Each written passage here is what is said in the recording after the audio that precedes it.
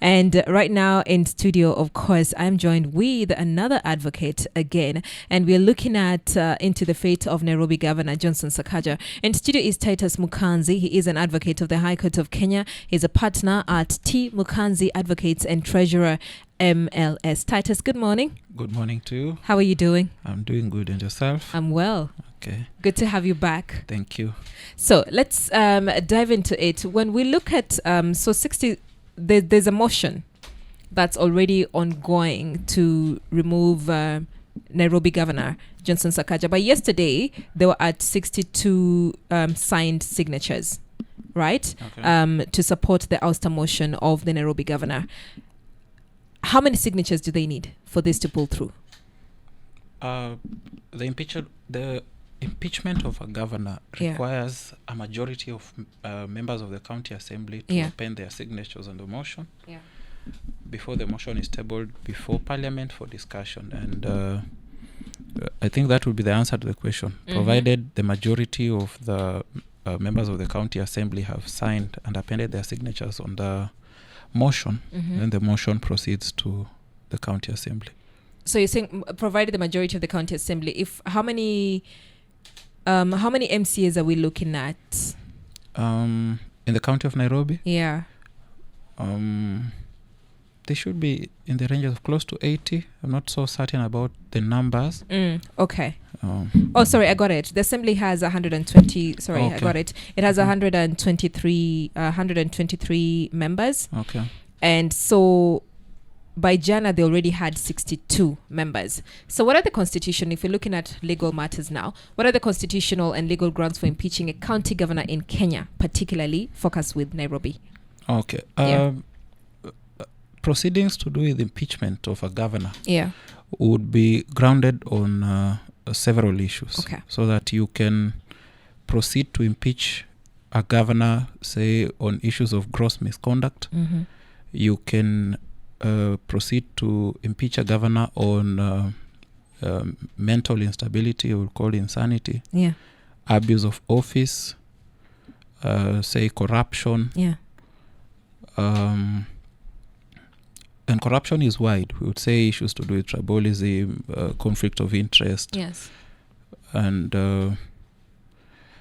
although impeachment of a governor is a legal issue, I would describe it as a quasi-legal issue, so that once you involve the politics of the day into the process, then we speak to the perception. Provided the members of the county assembly have a perception that you are unfit to hold office, then they will never miss a ground to move such a motion. Okay. Yeah. Let's look at the grounds that they have. So according to the MCAs, they're saying the governor failed to deliver services. There was mismanagement of bursaries. There was stalled projects. Do you think these are sufficient to sustain his impeachment? Up until, and you will allow me to make a comparison, until the impeachment of the impeached deputy president, I held a different view on matters of impeachment.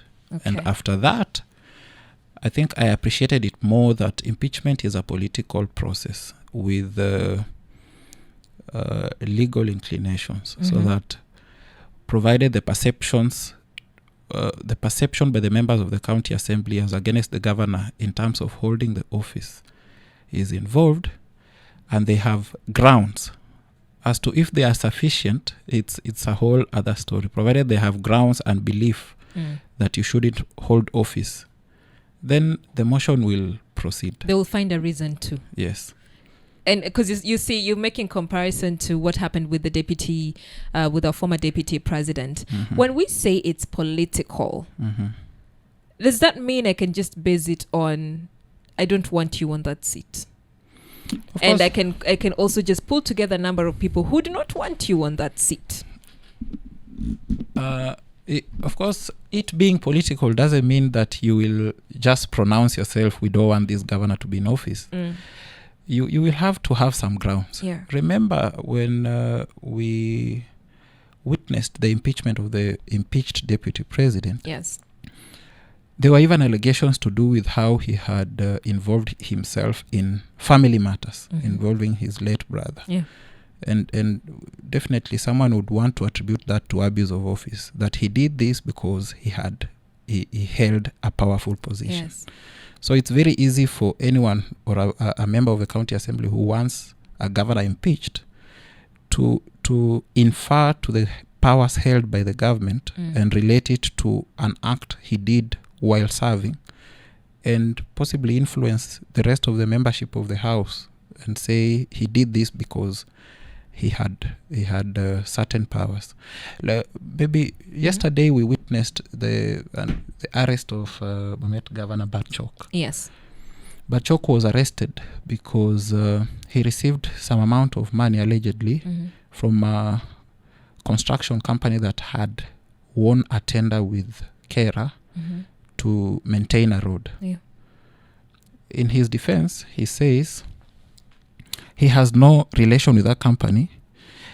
He was paid this money because he hired his truck to the company, to the construction company.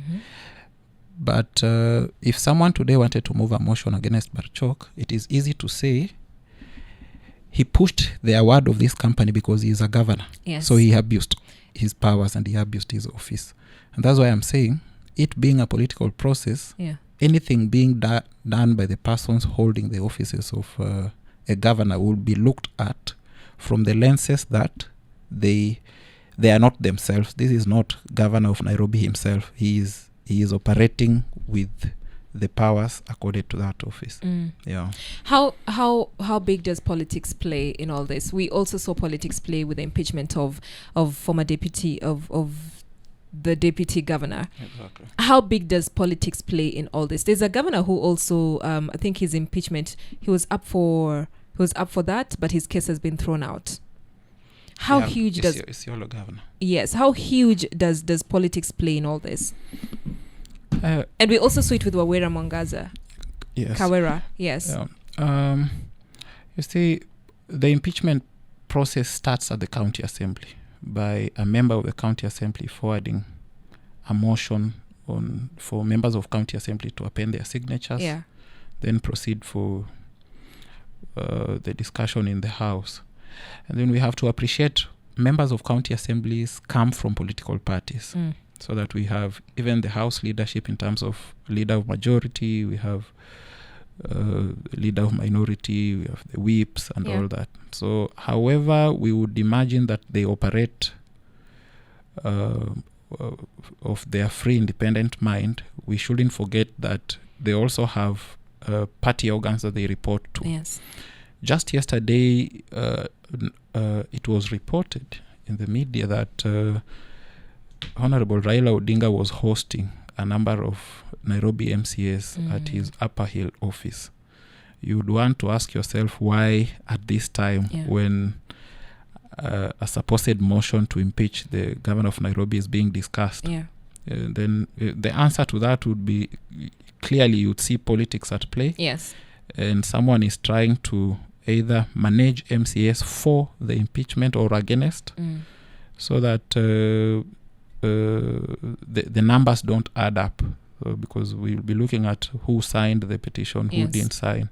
So if you're able to sway a number of MCAs to your side and have them not append their signatures, and even when it comes to the voting to the motion now at the floor of the House, say you defeat the motion by having some MCAs away, and those who will be in the House vote against the motion, and then the motion dies there. I think with that, for me, I see politics. It's less of legal, because when MCAs are being called to late night meetings, they are not discussing the legality of the motion. No. Yeah, because that would be discussed at the floor of the House. These are political maneuvers. Yeah. Okay. So I know with the MCAs there was also like delayed allowances for them as well. And to what extent could this have affected legitimacy of the impeachment bid? With the MCAs, there were delayed allowances for MCAs. There's around 282.8 million shillings. So could this have been one of the contributory factors to have them push for this?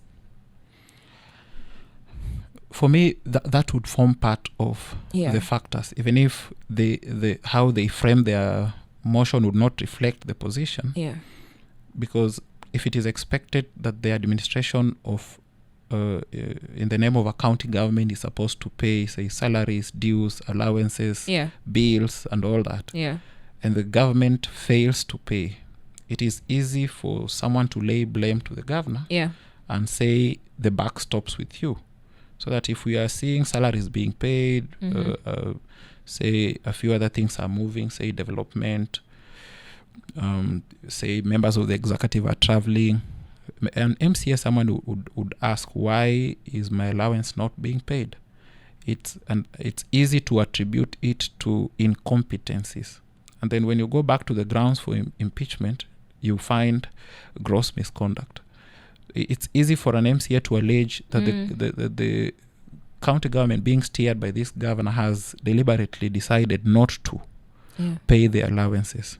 Okay. Yeah. Do you think our political leaders are using this impeachment thing as a tool to also just exert power?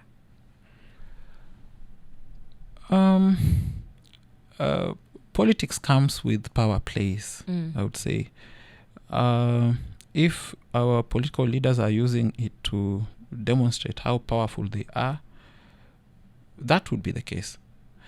And to me, it is surprising because a few days ago, the president spoke of corruption in the National Assembly, the Senate, say houses of legislation. To me, that included county governments, county assemblies. It would be surprising that after that pronouncement, we see the arrest of Governor Barchok. Yes. Of course, the impeachment of Governor Mutai was in the process. And now we hear of the impeachment of Governor Sakaja and the arrest of former governor of Bungoma, Honorable Wangamati.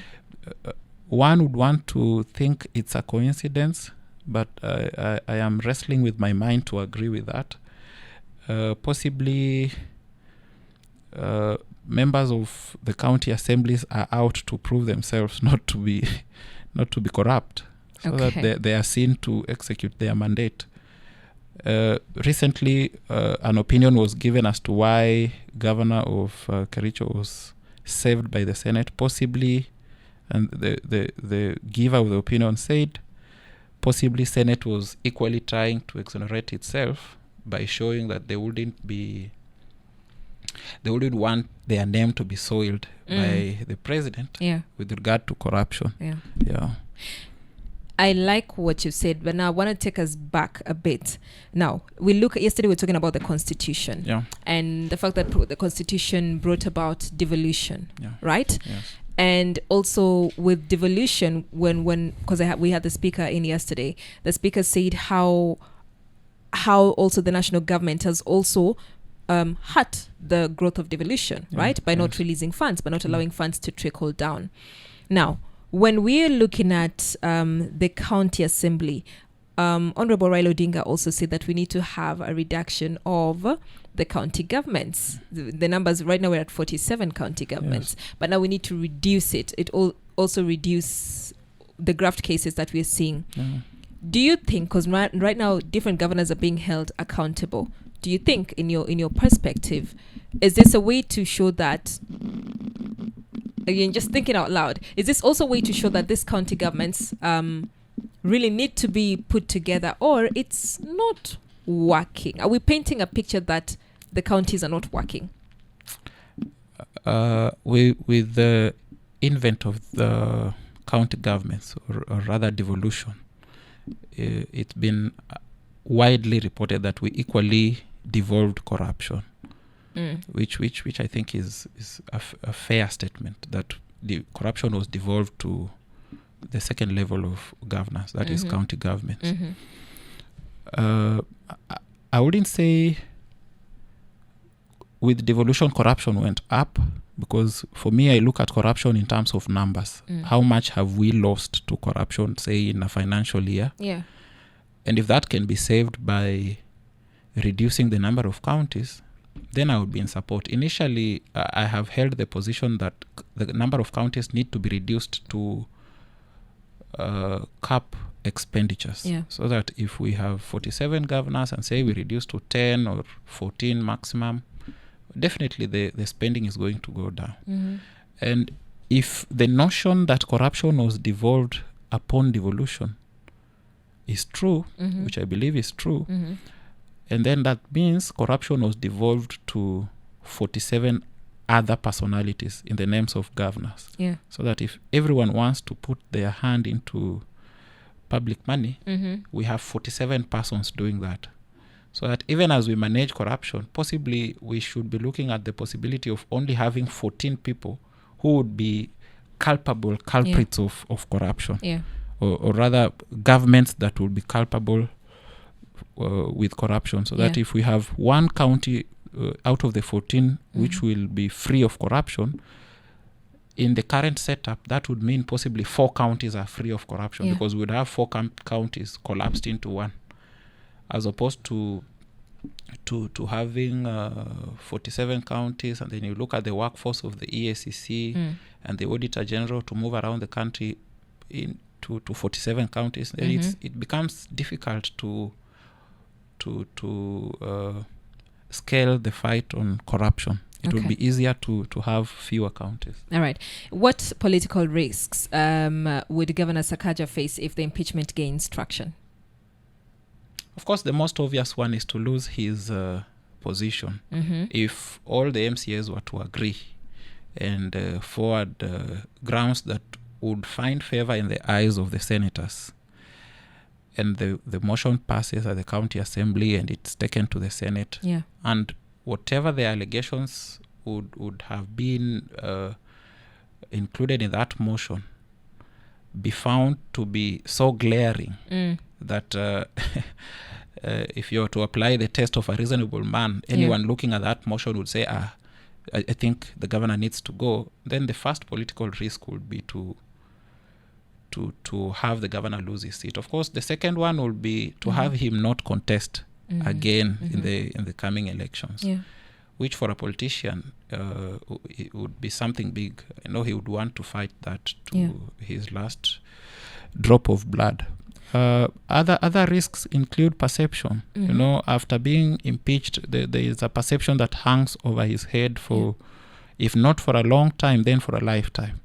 So that anytime he's being referred, if you are careful how I refer to the deputy impeached deputy president, and that remains, because the former deputy president means something else. It's someone who served a full term and his time to leave office came. But then the term impeached will hang on the governor's head for the longest time. We've seen that with other governors who were impeached, without mentioning names. Anytime someone talks about them, then that word must come. He was impeached. He can't vie.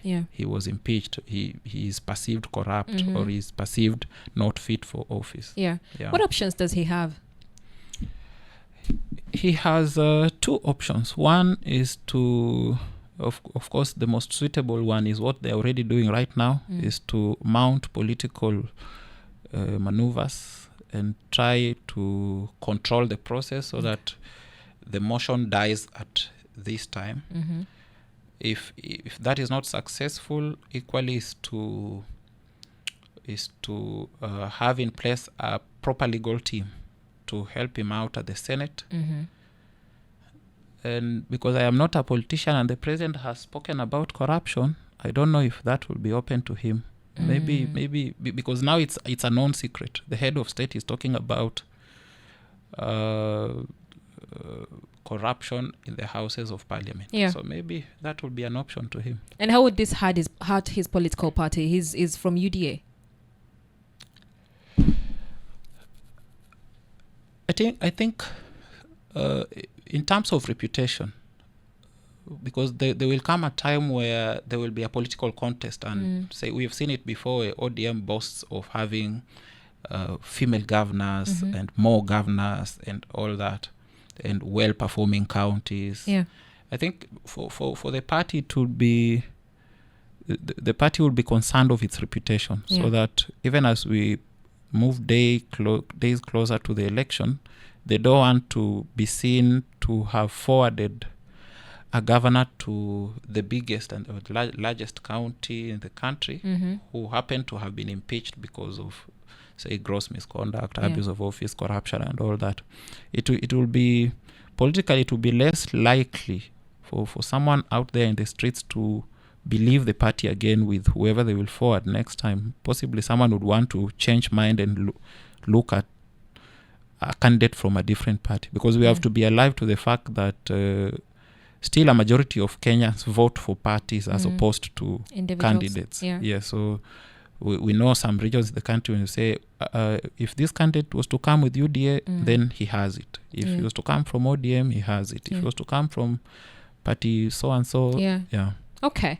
Well, we're talking about, we're looking at current affairs, and right now we're speaking about the state of Nairobi Governor Johnson Sakaja. There are 62 signatures that have been signed to petition his impeachment, and the grounds that the MCAs are saying is that he has failed to deliver services, he's mismanaged bursaries, and there are also a number of stalled projects. What question do you have? Do share on 0700917917. There's also another call moved to impeach the Health Cabinet Secretary Eden Duale over the corruption in SHA. We'll be talking about that when we get back. Good morning. You're with me, Miriam Angela, and in studio is Titus Mukanzi. He is an advocate of the High Court of Kenya. He's a partner at T. Mukanzi, advocate and treasurer at MLS. We're looking into the fate of the Nairobi governor, but also the impeachment motion. I don't know if this is about to happen. The move to impeach Health Cabinet Secretary CS Cabinet Secretary Eden Duale over SHA corruption. Titus, have we ever, as a country, impeached a cabinet secretary? I'm trying to remember. Not so. The most recent one was when we had Mithika Linturi as a cabinet secretary for agriculture, and that motion didn't go through. We have had members of parliament threaten to censure cabinet secretaries. I'm not so certain. I wouldn't say certainly that I know of any that went through. But at least not in recent times. Can a cabinet secretary be impeached? The law allows for the impeachment of a cabinet secretary. But from our previous conversation where we spoke about politics, you realize still, just as the impeachment of a governor, politics would be brought into the issue, and possibly the cabinet secretary will be saved. And I would still believe the day we will have a cabinet secretary impeached, still it would have been politics that would have influenced that decision, because then members of parliament will rally themselves, or rather they will be rallied by the leadership of their political parties to take a party position or a position that would see the impeachment going through. Okay, so now we look at social health authority, which has been marred by a lot of issues. It's less than a year. As expected. It's less than a year. Could you speak to what's happening right now? Please allow me first to speak as to how we got here. Yes, please. We had the NHIF in place, and a decision was taken that we needed NHIF to be folded and SHA to be brought. And the excuse for that process was that there was fraud at NHIF.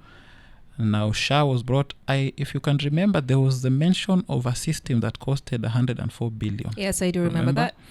And anyone would imagine that that system was brought in so that fraud would be dealt with. Now here we are. In the past week or so, we are seeing, let me call them respectfully, health facilities. But when you look at photos of the places you are told received 3 million, 8 million, you'd wonder, because they look like kiosks. They're not properly defined as, they shouldn't properly be defined as health facilities. We have also seen the payment to ghost facilities.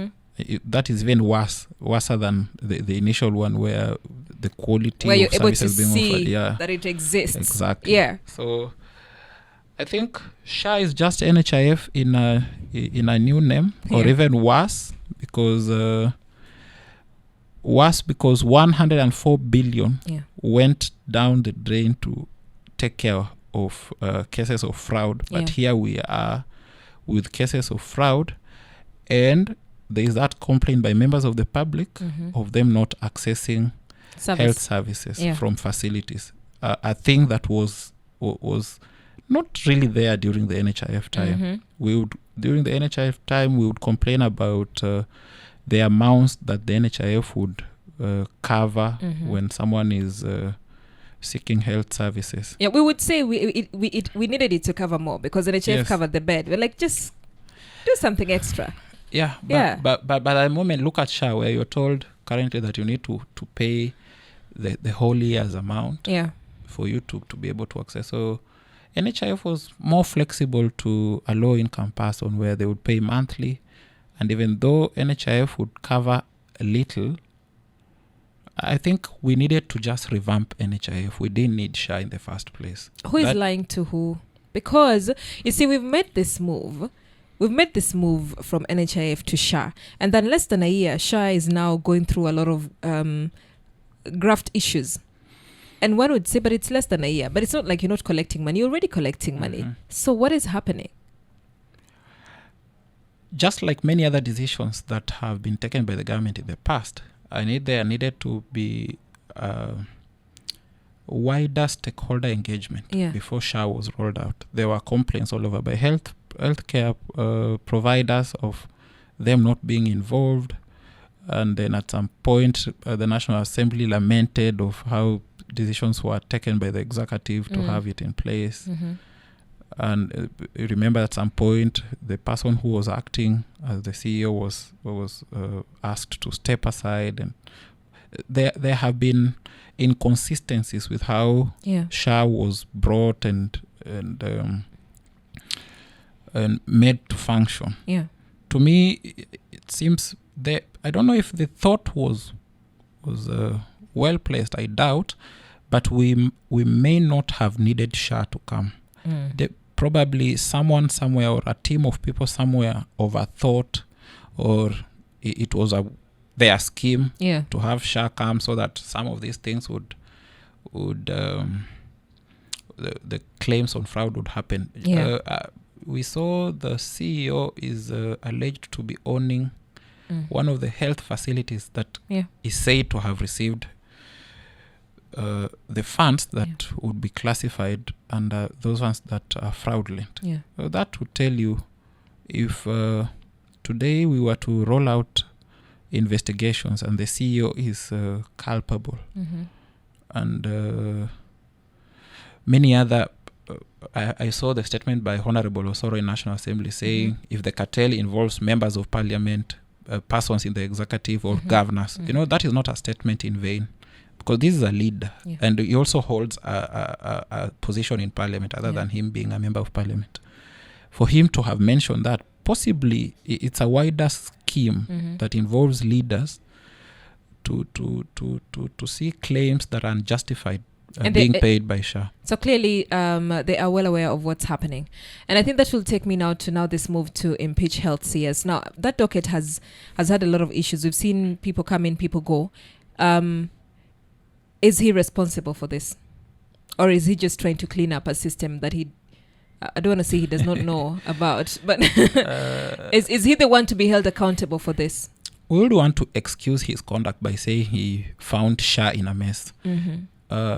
Just like many other decisions that have been taken by the executive and rubber-stamped by the National Assembly, this decision was taken by Cabinet. Duale has been a Cabinet Secretary since this government came to office. So he may not have been the Cabinet Secretary of Health when SHA came to place, but that discussion happened in a sitting that we expect he was in. He was part of. He had his input to the coming up of SHA. So even if he came to SHA and some of these claims had already happened, he has his responsibility as a Cabinet Secretary for Health and responsibilities as a Cabinet Secretary in the Republic.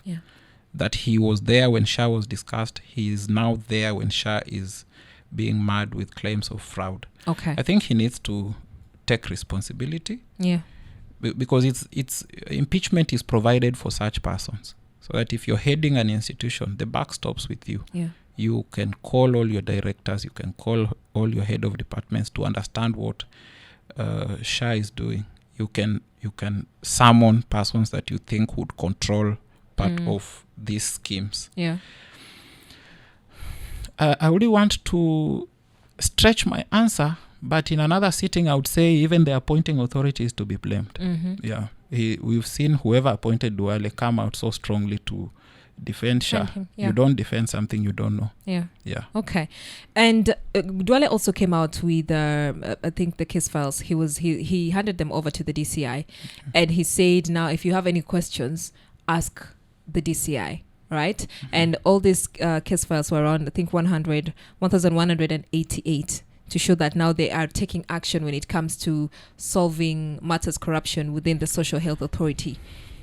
Does that look like him absolving himself or running away from the problem that he needs to face head on? Not at all. I would ask myself this question. So 1,188 files. Yeah. So where was the cabinet secretary when the first fraud was committed, and the second one, and the third one? So essentially, the public has lost money. The members of the public have lost their ability to receive services from health facilities, because these monies that are being fraudulently paid would have been used to take care of members of the public bills at the hospitals. So they have missed that. Yes. Saying you have forwarded 1,188 files to the DCI, to me, does not hold water. It doesn't make sense, in fact, because you are in charge of this docket. We have had fraud all the way from number 1 to 100. Action was not taken. To 1 to 500 to 1,000. So it means if we were to excuse him with that excuse, he has forwarded the files. He is back there. So fraud should continue, and then he will forward the next lot of 1,000 files, and then continues, and then forward the next of 2,000 files. It has to stop. It has to. The ministry possibly should receive a different person in the capacity of a cabinet secretary. Who would come and possibly try sweep the mess. Okay. Because I think it's too late in the day to imagine we would go back to NHIF with the same people who engineered the coming or the birth of Shah still in office. All right. Thank you so much, Titus. Before I let you go, I would like our listener to know your kind of practice and where they can get you as well. Okay. I practice a wide range of fields within the law practice. I do civil practice, family law, criminal practice, constitutional. I also practice at the Environment and Land Court. A few times we practice at the Qadhi's Court. If any member of the public listening would want to find me, or rather have my services, I have my office at the Social Security House, 11th floor. You get there and you'll be directed to the office of T. Mukanzi and Advocates. All right. Thank you so much for making time. I've been speaking to Titus Mukanzi, is an advocate of the High Court of Kenya, partner at T. Mukanzi Advocates, and treasurer at MLS. You know what? Thank you for keeping me company from 6 all the way to 10. Time for me to head out. The kickoff team, wako tayari. Good morning.